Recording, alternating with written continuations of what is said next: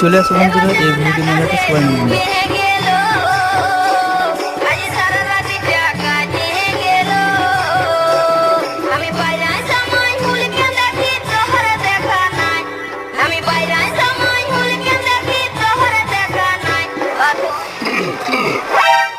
বলছি দাদা তোমার ভাগ্যটা কিন্তু বিরাট ভালো।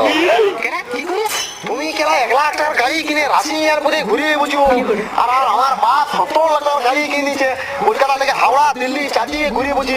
এটা রাশিয়ানের জন্য কথা দেশি মারও পড়ে না, গাড়ি এক্সচেঞ্জ করি বলে দেখছি।